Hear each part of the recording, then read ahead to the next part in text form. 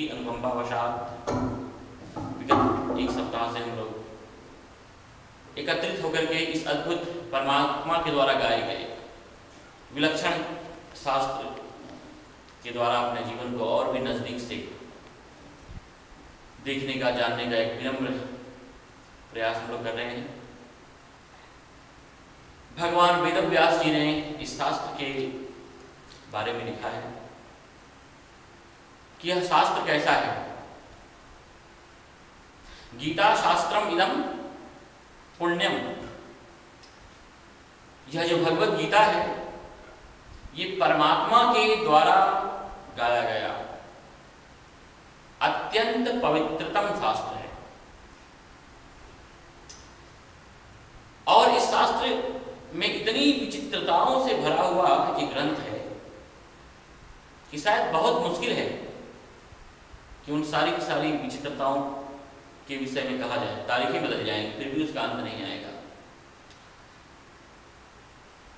आपको पता है कि शास्त्र का प्रादुर्भाव किन बड़ी विचित्र स्थितियों के बीच से गुजरता हुआ हम लोगों के बीच तक पहुंचा। भगवान वेदव्यास जी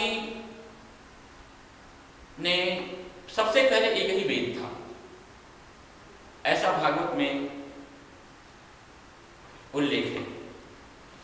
और फिर भगवान वेदव्यास जी ने उस एक वेद का चतुर्था विभाजन किया, 4 भागों में उसको बांट दिया।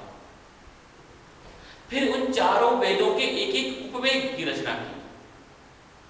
जैसे 4 वेद हैं, ऋग्वेद, उसके बाद साम, अथर्व और यजुर्वेद। इसी तरह से फिर 4 उपवेद हैं, आयुर्वेद, गांधर्व वेद और शिल्पकला का वेद। तो और उसके बाद फिर शस्त्र विद्या का जिसमें वर्णन है, धनुर्वेद। लेकिन उनको लगा कि इन वेदों के द्वारा सभी लोग अपना कल्याण या उद्धार नहीं कर सकते हैं, क्योंकि विशेष प्रकार के लोगों के द्वारा ही उस शास्त्र में उतरा जाना संभव था। जिनके पास बहुत विलक्षण बुद्धि प्रतिभा से जो संपन्न थे वही लोग वेदों के अंदर उतर करके और अपना कल्याण कर सकते थे। तो उनको लगा कि एक और पंचम वेद की आवश्यकता है, जिसके द्वारा प्रत्येक व्यक्ति, कोई भी स्त्री पुरुष, किसी भी दर्जा का, किसी भी कक्षा का, किसी भी स्टेटस का क्यों ना हो, अपना कल्याण कर सकता है। तो पंचम वेद उन्होंने लिखा महाभारत। और जब महाभारत की रचना करने वो जा रहे थे तो उन्होंने घोषणा की कि मैं पंचम वेद महाभारत की रचना करने जा रहा हूं। मुझे किसी लिपिक की आवश्यकता है, लिखने वाले की आवश्यकता है, क्योंकि मैं ही बोलूं, मैं तो समाधि में बैठ करके बोलूंगा, तो एक लिखने वाला मुझे चाहिए। तो कोई तैयार नहीं हुआ। फिर अंततोगत्वा गणेश जी तैयार हुए। गणेश जी ने कहा कि अगर जगत कल्याण के लिए कोई प्रयोजन हो रहा है, कोई कार्यक्रम हो रहा है, तो सबसे पहला योगदान हम देंगे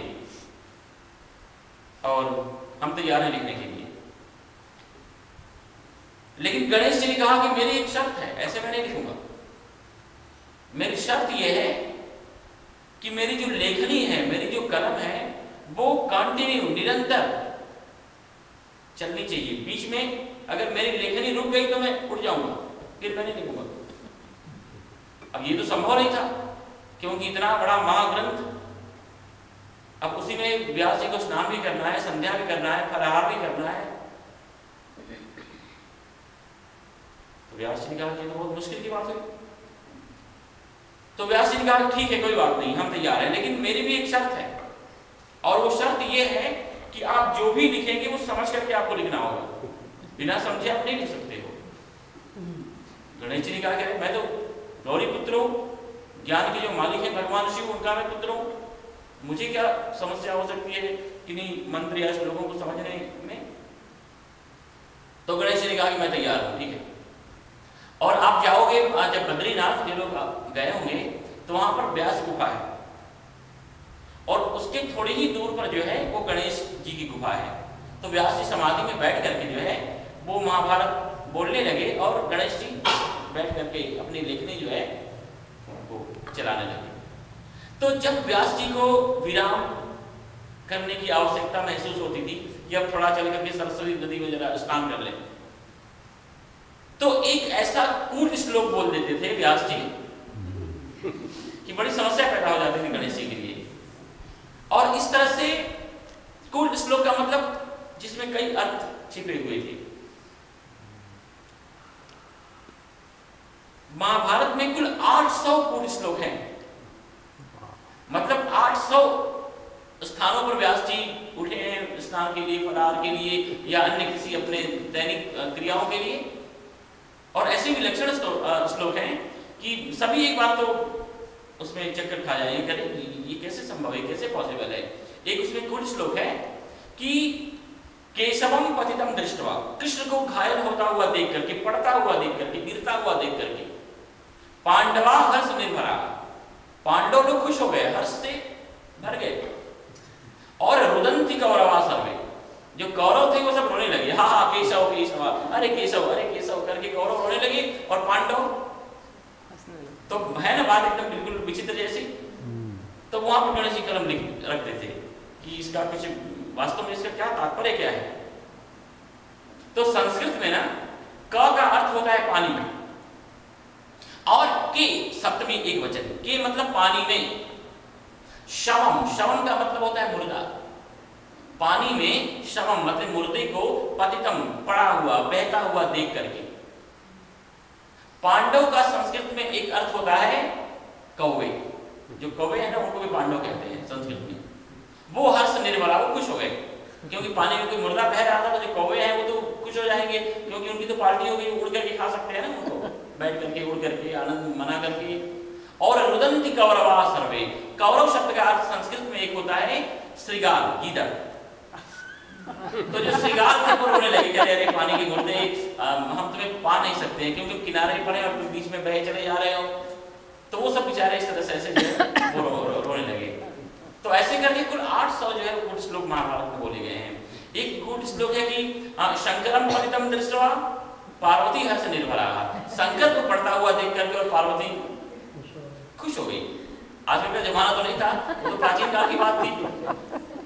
और रुदंती पन्नगा सर्वे, हा हा शंकर शंकर, जो सांप थे वो बेचारे रोने लगे। तो ये भी कूट श्लोक है। शंकर शब्द का अर्थ होता है शम करो इति शंकर, जो शीतलता प्रदान करे, मतलब चंदन।